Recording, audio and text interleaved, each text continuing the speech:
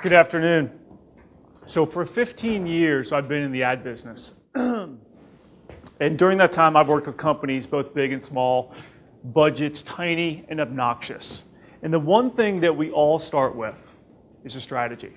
Strategies are the lifeblood of winning. In fact, they're the lifeblood of winning the hearts and minds of consumers. But even outside of advertising, there's strategies. Politicians need strategies. They need domestic strategies, local strategies, foreign policy strategies. In sports, coaches need strategies, defensive strategies, offensive strategies. And in my line of work, we need strategies. But often they're called mobile strategies, social strategies, video strategies. And what I'm here to tell you today is that most strategies are completely flawed. In my line of work, in my business, our strategies are 100% flawed. In order to have a winning strategy, you must form a bond with your consumer. You must form a deep connection, a relationship. That's the key to strategically winning.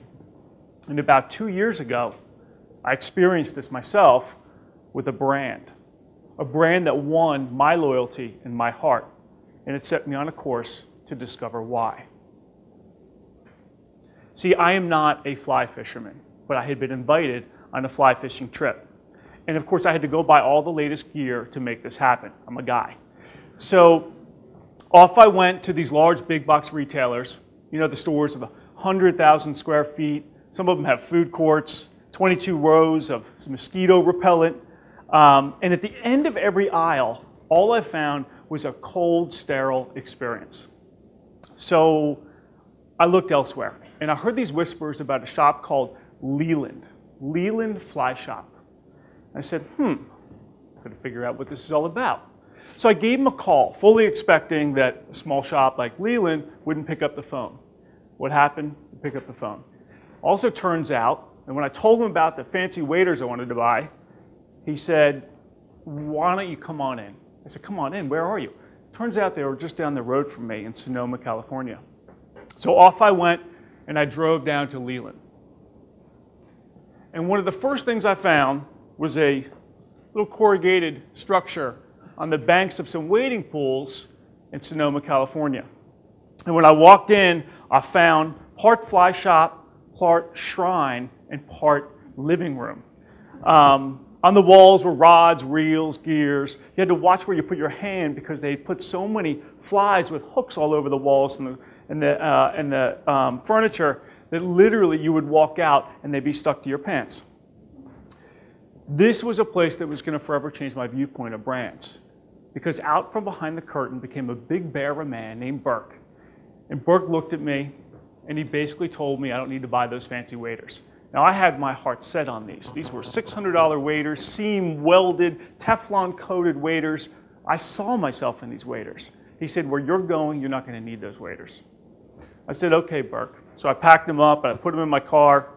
I spent probably half the price I needed to, and I came home that night. And that night I found an email from Berg, and he had given me 3 recommendations for guides in Northern California, which is where I was going to go fish. Not something that I asked for, but I readily welcomed. As the date approached, and I needed to learn basically how to cast, because I didn't want to look like a fool out with my friends, I went onto YouTube, and then I searched for fly fishing casting techniques. Well, lo and behold, there were over 100 videos, all from Leland, that they had posted. The people at Leland had taken the time not to go and sell a product, but to show us their love of fly fishing. Before I knew it, I had become a Leland loyalist. They had shown me many facets of their brand, at once transparent and honest about which waders I should buy, to inspiring and nurturing by putting videos up. This was changing the playing field for me.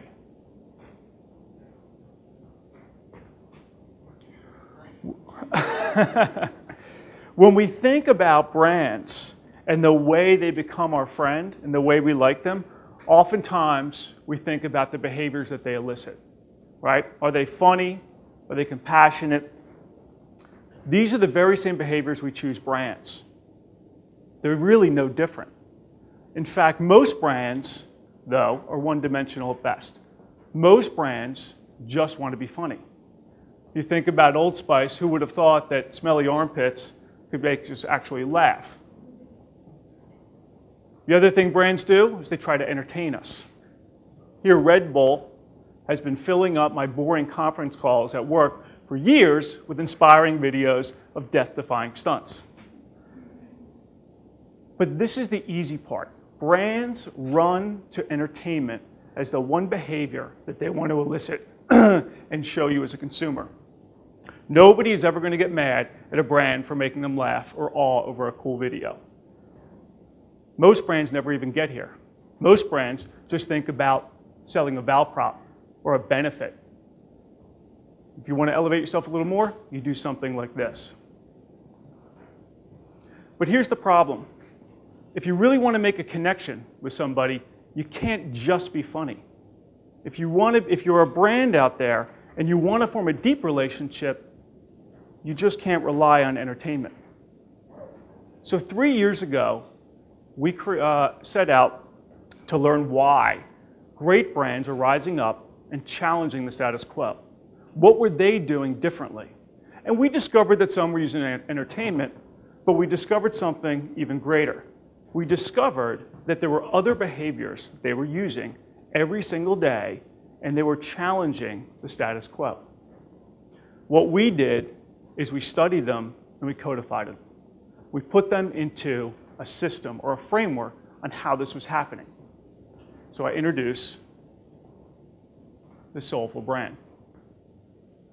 A set of 9 behaviors that the best and strongest brands are eliciting every day, every month, right in front of your eyes. And it's quite simple.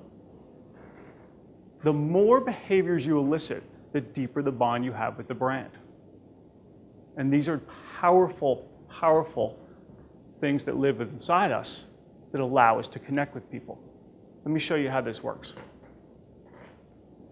This is Dove. Dove put something out called Real Beauty Sketches.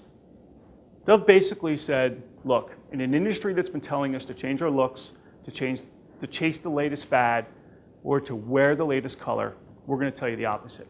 We're going to tell you we think you're beautiful just the way you are. A really inspiring message.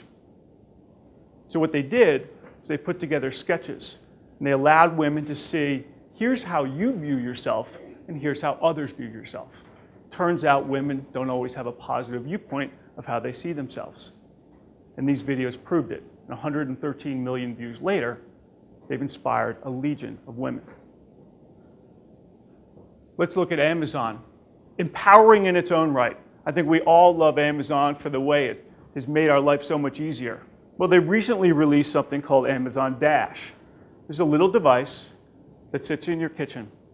And whenever you run out of milk, or napkins, or toilet paper, you pick it up and you speak into it. And you tell it what you want to order. Through voice recognition, it logs your order, and it will send it to you the very next day using Amazon Express. An incredible way to empower somebody to make their life easier. No more do I have to open up my phone, go to my app, and then add it to cart or search for a product. Here's Pepsi. Pepsi showed us the power of generosity. So for years, Pepsi's been broadcasting on the Super Bowl at $20 million a pop how fun they are, how funny they can be, or how great their cola tastes. And then a courageous young man named Bon and Bo inside of Pepsi said, what if we gave the money away instead? So he started the Pepsi Refresh Project. And in the first week they turned it on, they basically asked for the communities around the United States to submit how they would spend the money. What would they do on a local level to improve people's lives? First week they turned it on, they just shut it down, they had too many submissions. They opened it up again the following week, they just shut it down, they had too many submissions. Within the first year, they had given away $20 million to thousands of organizations around the country and touched millions of people's lives. And they also serve now as a beacon for other brands to be generous with the way they behave. And there's a compounding effect to this. And it's much like you have with your friends. We've all have friends that are very funny, but you always like, you know, they're a little shallow after that. They make me laugh, but I really don't know what's behind them. And in turn, they're an acquaintance. Show me you're something more. Show me you've got some depth, and maybe I'll consider you a good friend. Lay bare your vulnerabilities, your passions, what you really believe in, and I may even call you a soulmate. This is the power of great brands. We all have some that we hold dear to ourselves. The reason we hold them dear is that they're far more than their product, they're far more than their value proposition, their benefit. We understand them and they understand us. Let me show you how it works. So for me, I had a defining moment, November 29th, 2001. This is George Harrison. Some of you in the room don't know who he is. He was a Beatle. But the talk that day when I got to work was not that George Harrison had passed, and that was pretty sad, is what Apple had done. Apple had changed their homepage, not to sell a product, but to become a memorial, to become a shrine. And they did this to show what they cared about, what they believed in. And they believed in something far greater than the product. They believed in George. And throughout the years, they've developed countless great products that have all enriched our lives. I've got one in my pocket now. We probably all do in this room in one fashion or another. But to me, the single greatest example of a brand connecting with a consumer actually lies in a very small table in the back of the Apple store. It's called the Genius Bar. And it's Apple's way of being nurturing, right? We think of Apple as so many other things, but this is actually one of the most powerful things they've done. And it plays out across stores across the country. In fact, I'm known in my house as tech support. My parents usually get some sort of Apple device bought to them by one of their children, me included. I give it to them, and I get phone calls about how to use it. Apple's figured out that they can actually use that to a benefit. They can actually create a bond with somebody by opening up the Genius Bar in the back of the in the store. And what a powerful statement it is about what they believe in. And it's so much more than a product. And most recently, they've introduced Siri, a wonderful product, a digital assistant that allows us to set appointments, send texts, have emails read to us. Really interesting, empowering, but here's what I love about Siri. It really illustrates why brands actually are having a soul, becoming human. Siri breathed life into the Apple brand. For the first time, a brand had a voice. It spoke to me, and I spoke back to it. You've all seen the movie, or seen about the movie Her, where the guy falls in love with an OS. This is not too far off. Siri is that. So in my world, things have been turned upside down. In my world, in branding and in advertising, we always used to start with, well, what's our social strategy? But instead, what we need to ask is, do we have a strategy to be compassionate? Not do we have a strategy for video, but do we have an empowering strategy? And not do we have a mobile strategy, but do we have a strategy to be honest? These are the bonds, these are the relationships, these are the connections that we need to make. And so now I bring my children to the banks of Leland's wading pools, not because they taught us to fish, but because they believe what we believe. They stand for what we stand for. This is the power of a soulful brand. This is the story of my life. Thank you.